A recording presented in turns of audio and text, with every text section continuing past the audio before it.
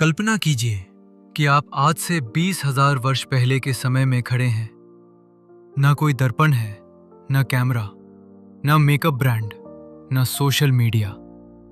फिर भी एक आदिम मानव नदी के किनारे बैठा है और अपने चेहरे तथा शरीर पर लाल मिट्टी लगा रहा है।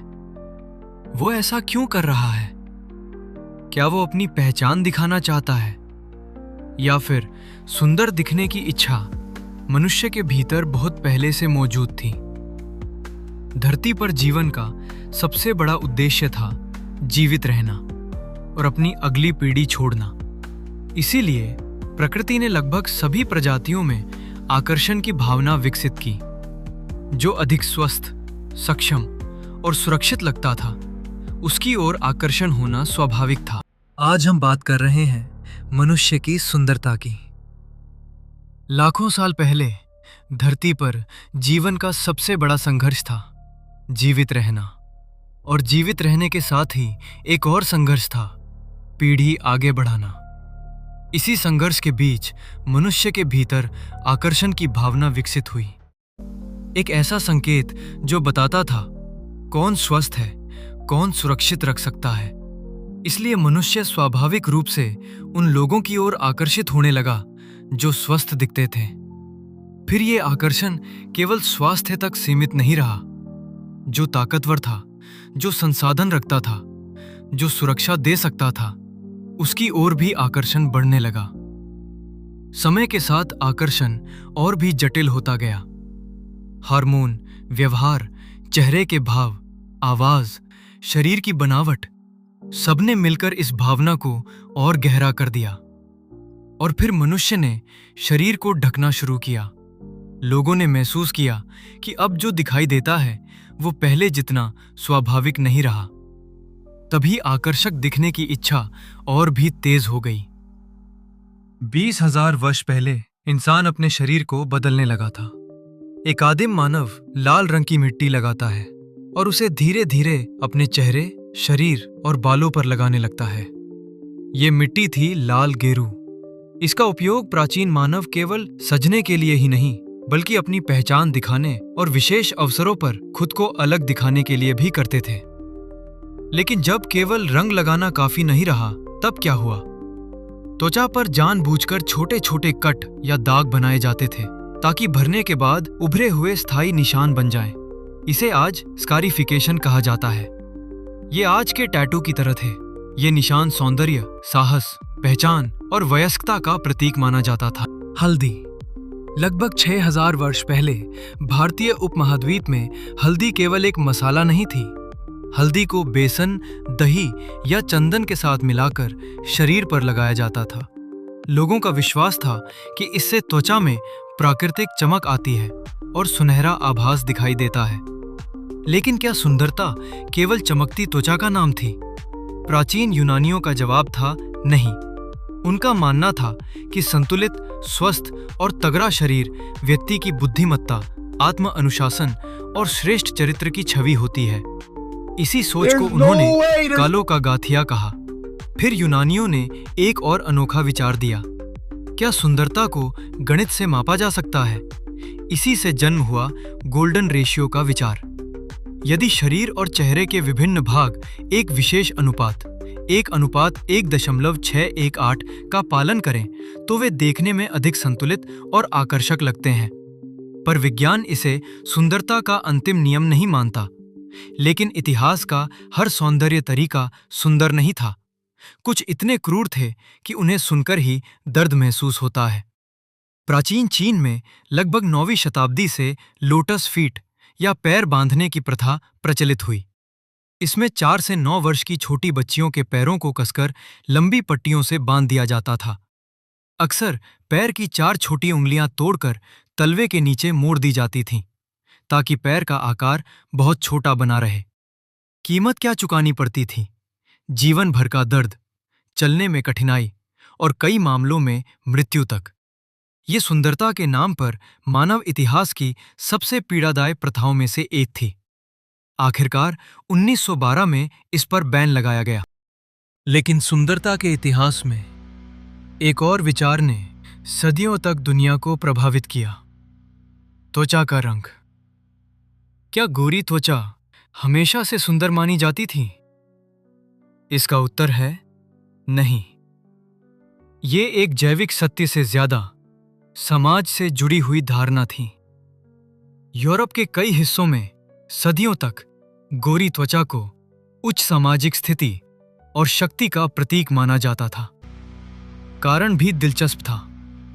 जो लोग दिन भर खेतों में धूप में काम करते थे, उनकी त्वचा सांवली हो जाती थी, जबकि अमीर और कुलीन वर्ग के लोग महलों और घरों के भीतर रहते थे, उनकी त्वचा अपेक्षाकृत गोरी रहती थी।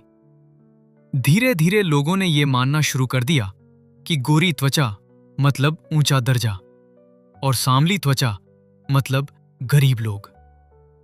यही कारण था कि यूरोप के कुलीन लोग चौड़ी किनारी वाली टोपियां पहनते थे ताकि सूरज की किरणें उनकी त्वचा को ना छुएं। लेकिन इस सोच की कीमत कई लोगों ने अपनी सेहत से चुकाई। प्राचीन रोमन समाज में कुछ महिलाएं चेहरे को अधिक सफेद दिखाने के लिए सीसा और चाक से बने लेप का उपयोग करती थीं। समस्या ये थी कि सीसा एक अत्यंत विषैला धातु है। लंबे समय तक इसका प्रयोग शरीर के लिए गंभीर रूप से हानिकारक साबित हो सकता था। स्थिति और भी खतरनाक तब हुई जब इंग्लैंड की महारानी एलिजाबेथ प्रथम के दौर में सफेद चेहरे को शाही सुंदरता का आदर्श माना जाने लगा। उस समय सफेद सीसा और सिरके से बना एक प्रसिद्ध लेप लगाया जाता था।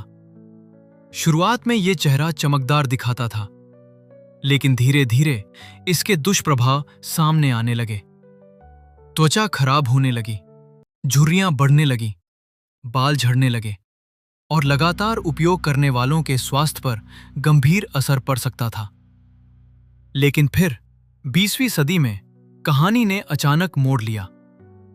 समुद्र तटों पर छुट्टियां बिताना और धूप में त्वचा का हल्का सांवला होना आराम, संपन्नता और आधुनिक जीवन शैली का प्रतीक बनने लगा। धीरे धीरे पश्चिमी दुनिया में कई लोगों के लिए टैन त्वचा आकर्षक मानी जाने लगी। 17वीं शताब्दी के फ्रांस में सुंदरता केवल चेहरे तक सीमित नहीं थी, बाल भी शक्ति और प्रतिष्ठा का प्रतीक बन चुके थे। फ्रांस के राजा लुई 13वें के कम उम्र में ही उनके बाल झड़ने लगे, इसलिए उन्होंने अपने गंजेपन को छिपाने के लिए विग पहनना शुरू किया।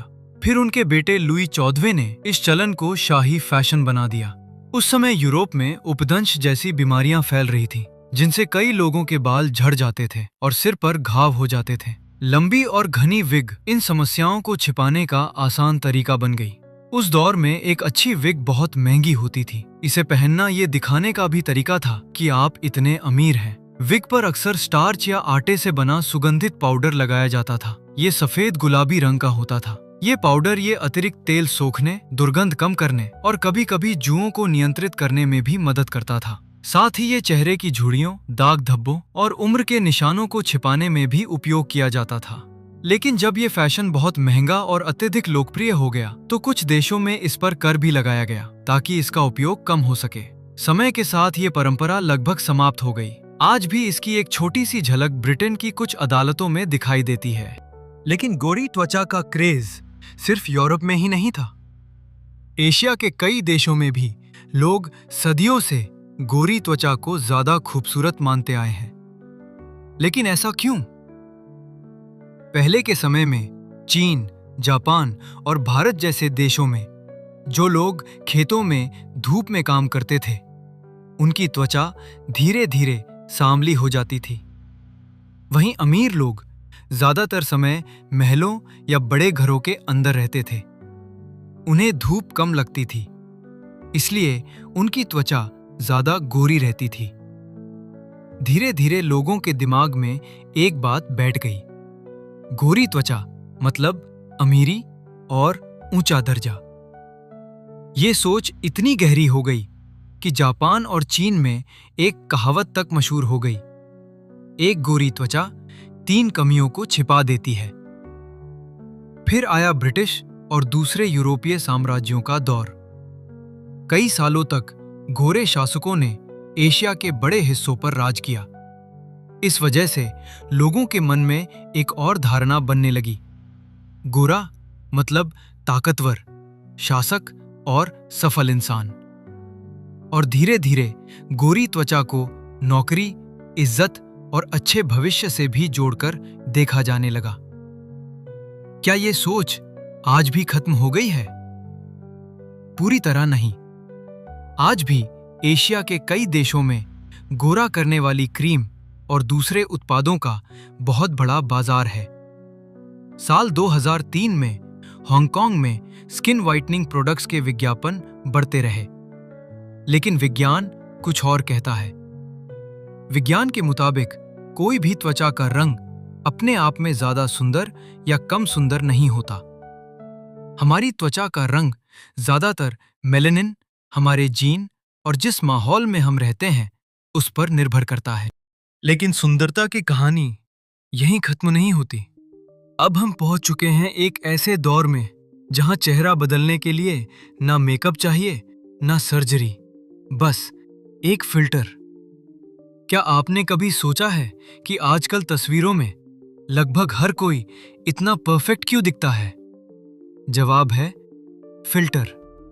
Social media, Snapchat, Instagram, TikTok और एआई कैमरों ने सुंदरता की पूरी परिभाषा बदल दी है।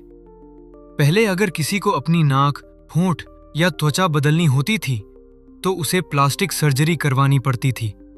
लेकिन आज सिर्फ एक क्लिक, कुछ सेकंड में आंखें बड़ी हो जाती हैं, नाक पतली हो जाती है, त्वचा गोरी और चमकदार दिखने लगती है, होंठ अपने आप भरे हुए नजर आने लगते हैं। यानी बिना किसी ऑपरेशन के एक तरह की डिजिटल प्लास्टिक सर्जरी। समस्या फिल्टर नहीं है। समस्या तब शुरू होती है जब इंसान अपने असली चेहरे की तुलना उस नकली चेहरे से करने लगता है। धीरे धीरे उसे अपना ही चेहरा कम सुंदर लगने लगता है। इसका असर कितना गहरा है? साल 2018 के आसपास कई प्लास्टिक सर्जनों ने बताया कि लोग उनके पास अपनी असली तस्वीर नहीं बल्कि स्नैपचैट फिल्टर वाली सेल्फी लेकर आने लगे। वे कहते थे, मुझे बिल्कुल ऐसा ही चेहरा चाहिए। यानी अब लोग किसी अभिनेता या मॉडल जैसे नहीं बल्कि एक डिजिटल फिल्टर जैसे दिखना चाहते थे। लेकिन जब वही इंसान आईने में अपना असली चेहरा देखता है तो उसे निराशा होने लगती है। सबसे चिंता की बात यह है कि इसका असर अब बच्चों और किशोरों तक पहुंच चुका है। वे बचपन से ही फिल्टर वाले चेहरे देखते हैं। धीरे धीरे उनके दिमाग में यही तस्वीर सामान्य और सुंदर बन जाती है। और अब एआई ने इस कहानी को एक कदम और आगे बढ़ा दिया है। आज सिर्फ एक फोटो अपलोड करके कोई भी खुद को कोरियन आइडल, यूरोपियन मॉडल या एनिमे कैरेक्टर जैसा बना सकता है। यानी अब सुंदरता सिर्फ बदली नहीं जा रही, उसे पूरी तरह बनाया जा रहा है। अगर पूरे इतिहास को देखें तो एक दिलचस्प बात सामने आती है। इंसान सुंदर होने का जुनून बहुत ज्यादा है। जब हर कोई फिल्टर लगाने लगता है तो फिल्टर वाला चेहरा ही नया नॉर्मल बन जाता है। फिर क्या होता है? अब साधारण सुंदरता काफी नहीं लगती। लोग और गोरी त्वचा चाहते हैं, और पतली नाक चाहते हैं, और बड़े होंठ चाहते हैं, और परफेक्ट चेहरा चाहते हैं। यानी जितना पीछा करो मंजिल उतनी दूर होती जाती है। हमारा दिमाग वही सीखता है जो वो बार बार देखता है। अगर तुम रोज फिल्टर वाले चेहरे देखोगे, अगर रोज विज्ञापन कहेंगे कि गोरापन ही सफलता है, तो सांवला रंग कमजोरी जैसा महसूस होने लगेगा। अगर हर दिन दूसरों की एडिट की हुई परफेक्ट लाइफ देखोगे, तो अपनी सामान्य जिंदगी भी फीकी लगने लगेगी। यही फिल्टर एरा का सबसे बड़ा जहर है। दर्पण में खुद को देखकर सोचते हो, मैं वैसा क्यों नहीं दिखता जैसा कैमरे में दिखता हूं। और यहीं से शुरू होती है आत्मघृणा, एक ऐसा खालीपन जिसे कोई फिल्टर कभी नहीं भर सकता। तो इस जाल से बाहर कैसे निकलें? वो है जागरूकता। समझो कि ये एक जाल है, तुम्हारे अंदर कमी नहीं है, तुम्हारे सामने बार बार दिखाई जाने वाली तस्वीरें तुम्हारी सोच बदल रही हैं। अपने असली चेहरे को देखो। शुरुआत में अजीब लगेगा, फिर आदत बनेगी और धीरे धीरे वही चेहरा फिर से सामान्य लगने लगेगा। सबसे जरूरी कदम, अपना ध्यान मैं कैसा दिखता हूं से हटाकर मैं कैसा महसूस करता हूं पर ले जाओ। क्योंकि इतिहास गवाह है, लाल गेरू से लेकर एआई फिल्टर तक हर दौर में इंसान ने खुद को बदलने की कोशिश की है। लेकिन जो इंसान खुद को स्वीकार करना सीख गया, उसे सुंदर दिखने के लिए किसी फिल्टर की जरूरत नहीं पड़ती। इतनी सारी बातें जानने के बाद एक सवाल बचता है, आखिर सुंदर और कुरूप होता क्या है? क्या सुंदरता सच में चेहरे में होती है या फिर देखने वाले की नजर में? सच तो यह है कि सुंदरता का एक हिस्सा चीजों में होता है और एक हिस्सा हमारे दिमाग में।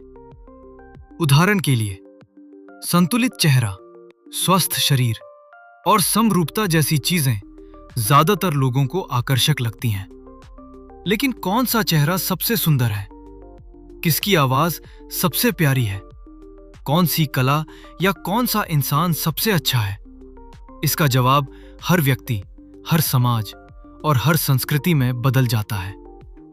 जब हम किसी से पहली बार मिलते हैं तो सबसे पहले हमारी इंद्रियां काम करती हैं। हम उसका चेहरा देखते हैं, उसकी आवाज सुनते हैं, उसके चलने का तरीका देखते हैं, उसका व्यवहार महसूस करते हैं। लेकिन अगर रिश्ता लंबा चलता है तो आकर्षण की वजह बदलने लगती है। अब मायने रखती है उसकी सोच, उसका चरित्र, उसकी ईमानदारी, उसकी संवेदनशीलता और दुनिया को देखने का उसका नजरिया। इसीलिए कई बार कोई इंसान पहली नजर में बहुत आकर्षक लगता है, लेकिन कुछ दिनों बाद उसका जादू खत्म हो जाता है।